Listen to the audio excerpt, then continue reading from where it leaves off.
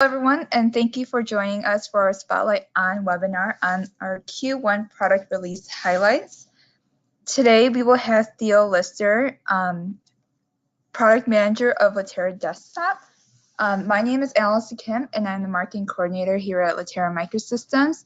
Before I kick it off, I just want to run through a few housekeeping items for those who haven't joined us before. The webinar will run for 30 minutes. At the end, there will be time for a Q&A session. At any point throughout the webinar, if you have any questions, you can submit them in the question panel. With that said, Theo, will you please take it away? All right, excellent. So thank you for that introduction, Alison. So over the course of this webinar, I'm going to be running through at a very high level 4 different things. So just to recap, we had a webinar earlier this year that covered some of the key themes that we're going to be relying on moving into 2019 and the things that are going to be influencing a lot of our product and development work.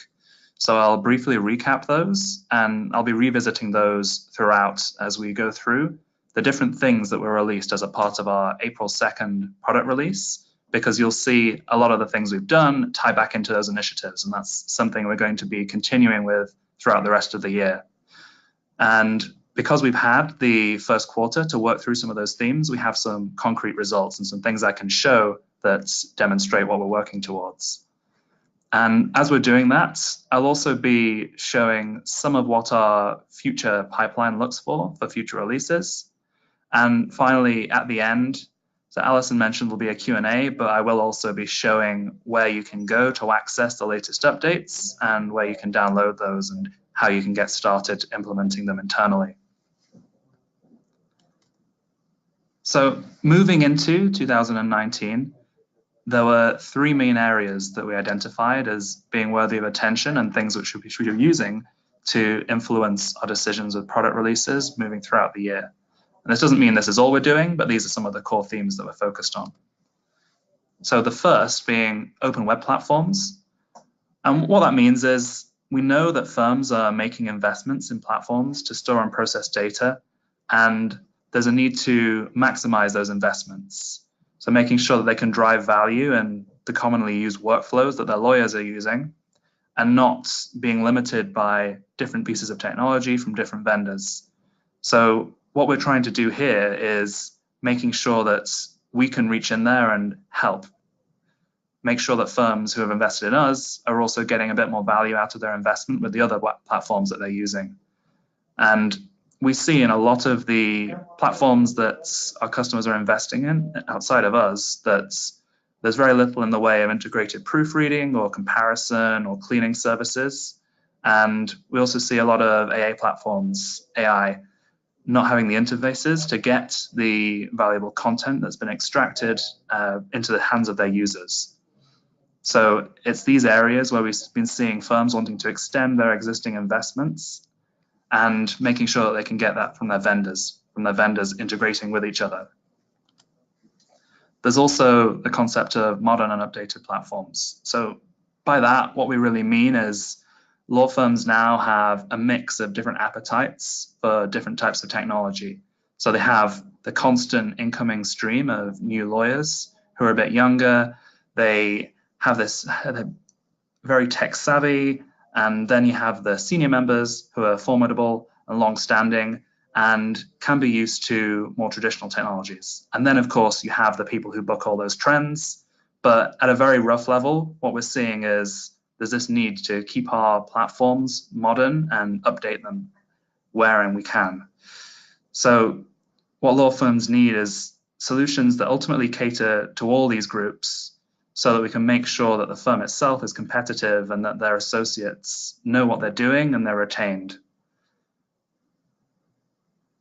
The key element of this is making sure that the end users accept the technologies they're being given and that they use them. If that's not the case, then we're not going to get very far across the board. So making sure that change management and expectation management are dealt with, and that we've got any annoyances moved out of the way, and that ultimately users can choose how and when they access information. And this snowballs a little bit into that, but is worthy of having its own discrete section. So in document workflows is, we'll see this later in some of the stuff we've been working on, but a lot of legal technology, particularly the stuff that works within Microsoft Office, uses task pane technology. So you'll have your document sitting in front of you, or your email client, or your PowerPoint presentation. But a lot of the stuff that is actually pertinent to whatever the software is doing is presented to you in a task pane, often on the right-hand side of the screen, or maybe as a pop-up notification. And this is the way that people have been working for a long time, and people are familiar with it. But we're hearing a lot of pressure, and this may be from people who are familiar with programming technology, or even people who are just used to giving a document a chronological read and spotting things that they want to work on as they see them. So in document workflows takes the concepts of all the different types of technology that we provide, and then just make sure that they're accessible within the document itself. So for something like creation, that might be pointing out document variables, things that need to change here and there within the document rather than showing you a task pane. In proofreading, that might be showing you errors as you draft.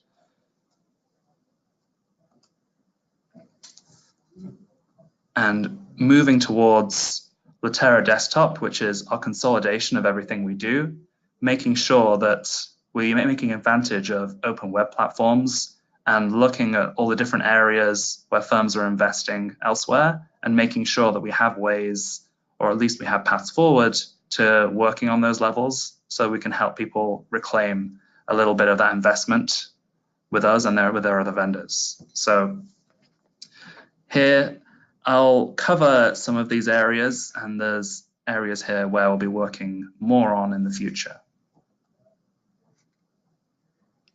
So Litera Connect is where a lot of this gets started.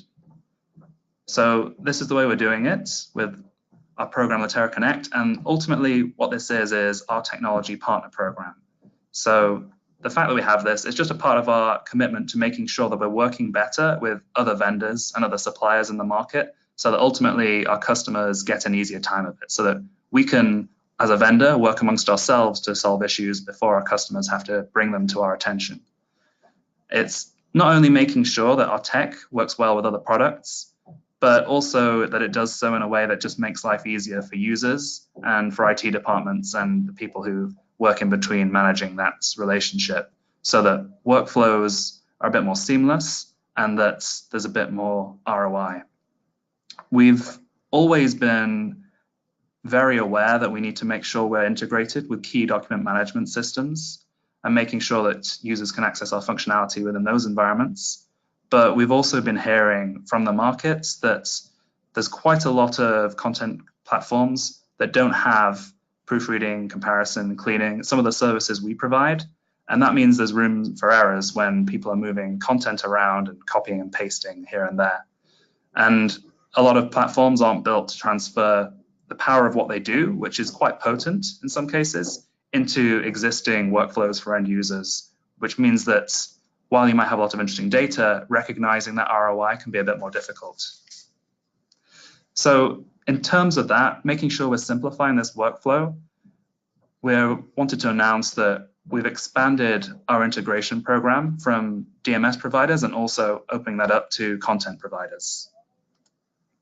So as a part of that, Clause Companion, in our product roadmap, we announced our first integration as a part of Litera Connect. And that was making sure that our clause library product can connect to third-party data sources. So making sure we're moving beyond just DMSs and integrating so that we can more easily pull content repository information into your clause library, so there's no disconnect between analyzed information somewhere in the cloud or somewhere on the firm's server and the stuff that lawyers are using day in and day out to insert new clauses and new language into their documents. So the first such integration along that vein is with Kira Systems. And you can see on the screen here, it's allowing firms to leverage the intelligence from their AI investments and then using that knowledge as a part of assembling their drafting standards and language for their lawyers. So this here is just another part of Clause Companion, but it's reaching out to that external library to make sure that things that have been developed or analyzed elsewhere can be pulled into the present matter and pulled into your clause library for future use.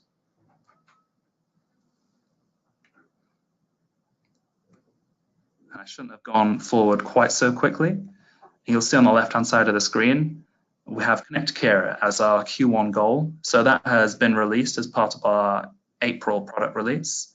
And then in Q2, so the next thing we want to work on is content use analytics. So that's just making sure that the information that's provided as a part of users' clause libraries, we're allowing the firm and administrators a little bit more oversight over that, understanding what type of knowledge is being consumed most readily, what type of knowledge is being consumed in different areas, and then making sure that individual users know when their content is fresh, when it's updated, and making sure that drafting and guidance is more easily distributed amongst lawyers as a part of that clause library.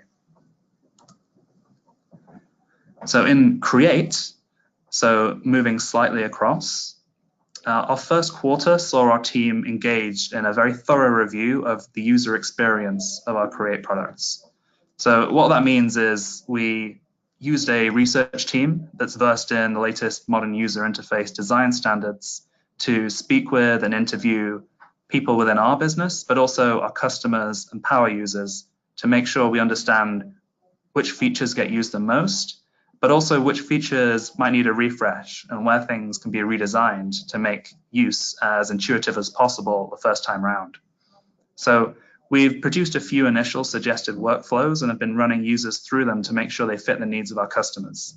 But notably in this screenshot, you'll see both a task pane on the right-hand side, and that lists all of the document variables which might need to be filled out as a matter of generating this document here.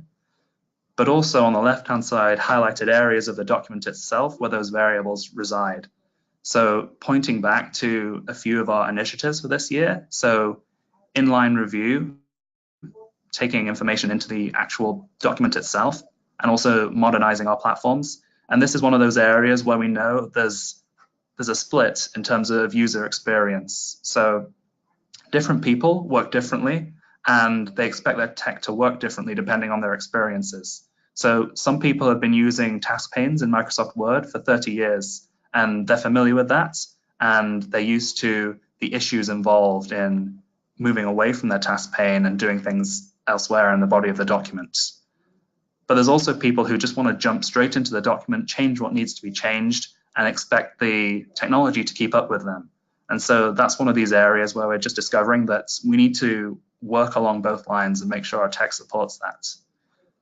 And then for the future, some of the things we're working on. So that was our Q1 goal. And then in Q3, making sure that we're connected to Office 365, and then providing data migration tools so that depending on the platform our customers use, there's always support for when they want to move to different versions of what we provide in the Create space as we change UIs and as we change our products. On the proofreading side of things, so you'll see here, active drafting is listed as our Q1 goal. And I mentioned just now document workflows. And again, this is another area where we wanted to be able to support different types of working. So the new active drafting feature in Contract Companion and Litigation Companion, it takes parts of the defined term checks and makes them visible within the body of the document. And you'll see here, I chose to display it as a red line. I have a few options as to how it actually shows itself in the document. But it just means that I can chronologically review the legal substance of the document, which is, of course, something we always rely on the lawyer's experience, and then allows the individual to also see the drafting errors as they run through the document. So they can do this from a top-down perspective as they're reading, rather than using a task pane and maybe seeing everything all at once and getting overwhelmed.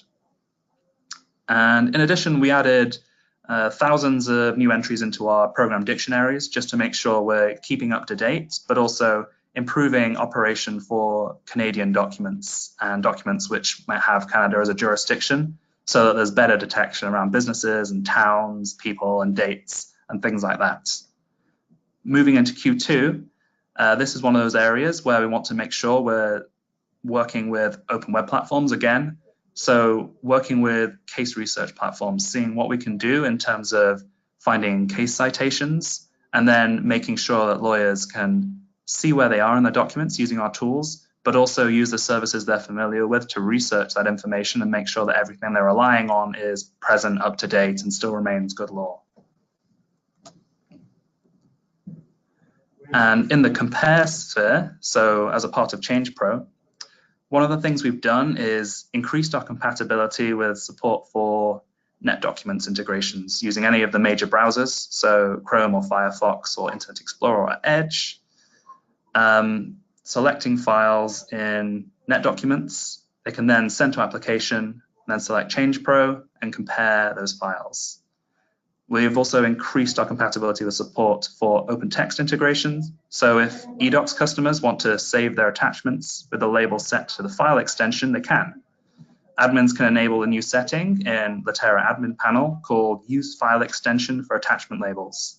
When the setting's enabled, we will save the attachments with a label equal to the file extension. If there's already an attachment with that label, we'll prompt the user to confirm that they want to overwrite the previous attachment. So this is, again, just a way of increasing our DMS support, because we know that customers and we know that users don't always want to go straight to our software to experience the benefits of it. Sometimes they're living in the DMS and they need to get that functionality right then and there. It means our customers just get a bit more out of their investment with us, but also with a DMS vendor of choice. We've also made an update to allow management of the ChangePro add-in using XML, and that's across different Office locations, Microsoft Office locations. And again, ChangePro, one of the things we want to make sure we're doing when running comparisons of documents is making sure they're accurate and making sure they're as complete as possible. And that's across Word, PowerPoint, Excel, and PDF documents. So our goal is to make comparisons very thorough, but we also want to make sure they're as fast as possible. And our engineering team for our Q1 release, they managed to get a reduction in the time it takes to get results by around 25% for large documents. And that's something they're very excited about.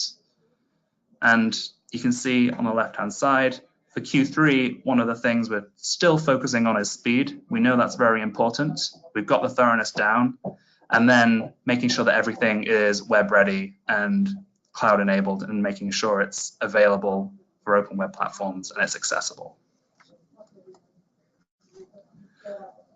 So in terms of clean, you can see here, and I've changed things up a little bit, but we have reorganized and changed some of the Metadact buttons to better match the new Outlook mode. So Outlook now has this simplified ribbon user interface. And so to make sure we can more cleanly support it, we made some adjustments to the Metadact for Outlook user interface so that the controls will be ordered and grouped properly. So when the simplified ribbon is disabled, the quick set options are now stacked vertically. But you can see up and down here is the difference between the standard user interface, and then towards the bottom is the simplified Outlook user interface and the way that we deal with that. And again, continuing with Metadact, we've also, as an added benefit, made sure that the controls have been reorganized and grouped more intuitively. So again, we're increasing compatibility with support for NetDocuments integrations, and using any of the major browsers that I listed before, a user can select files in NetDocuments, select Send to Application, and then process with Metadact. And those files will be sent to Metadact for cleaning. We've made sending messages using Outlook faster, which primarily benefits firms using Outlook in online mode, but means that there's no longer a requirement for internal messages that wouldn't be cleaned by Metadact to be downloaded locally before delivering. And then you can see in Q1, one of our goals was connecting the 3B Clean UI to the Metadact engine.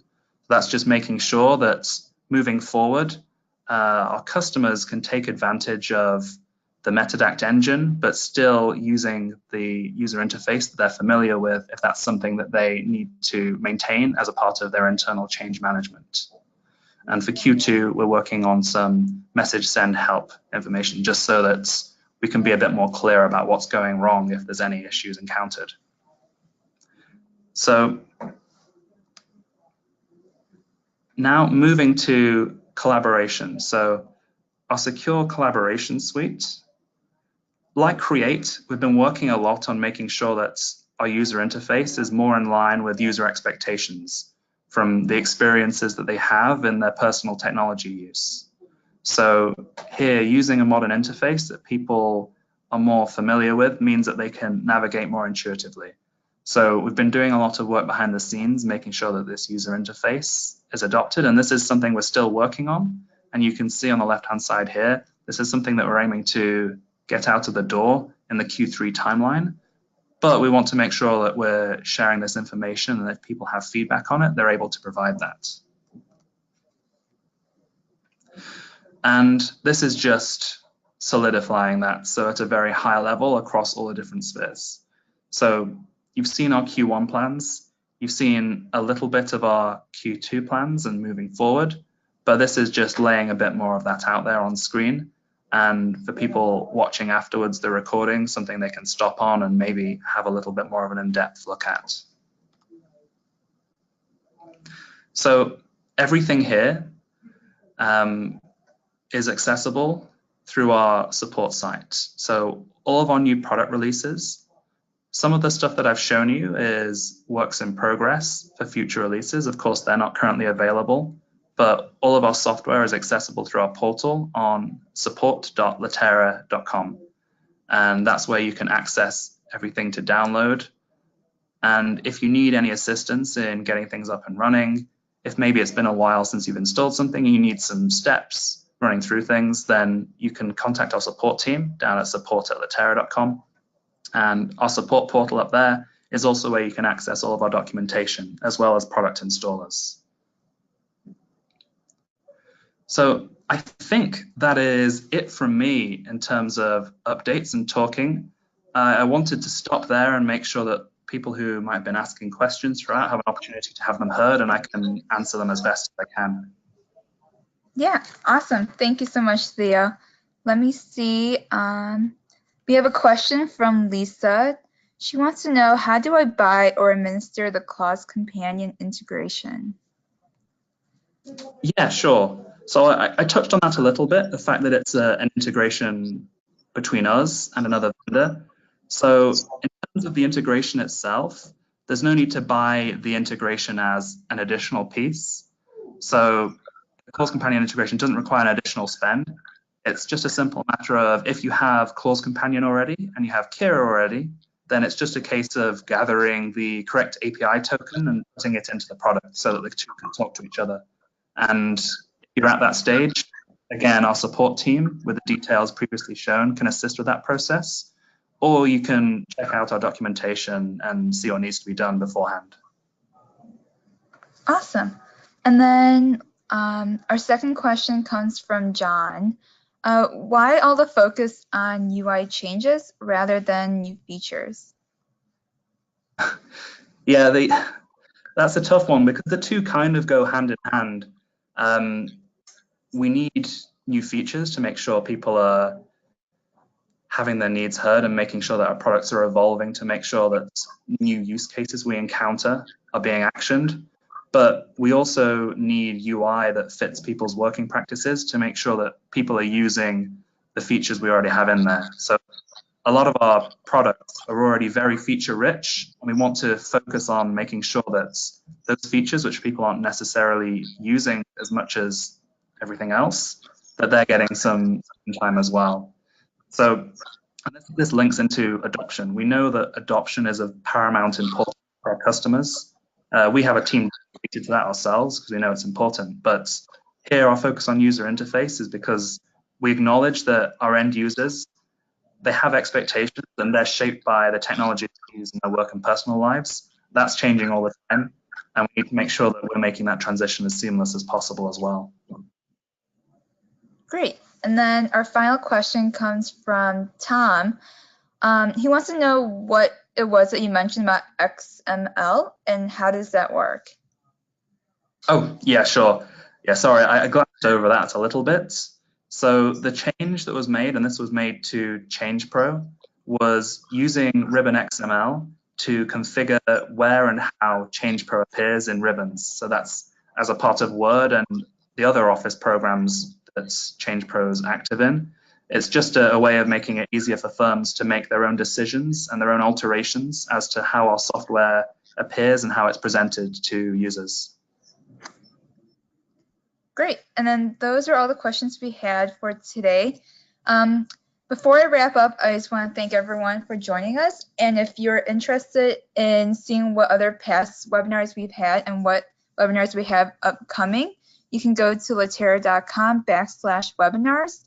Next week, we have a Latera Learning webinar on tech audits that will be hosted by Matt James, and that'll help CIOs and IT directors identify the right technology to fit their lawyers' needs by conducting a tech audit. And then in May 2nd, we'll have an Industry Insights webinar led by our evangelist team, trio of Chuck Henrick, Sherry Capel, and Matt James, and they'll focus on reducing write-offs with streamlined drafting. And that could be all be found on our website under our webinars page. No more questions. So thank you, Theo, for presenting, and thank you, everyone, for joining us today. Sure. Thanks, Alison, and thank you, everyone, for your time. Hope you have a good day. Bye.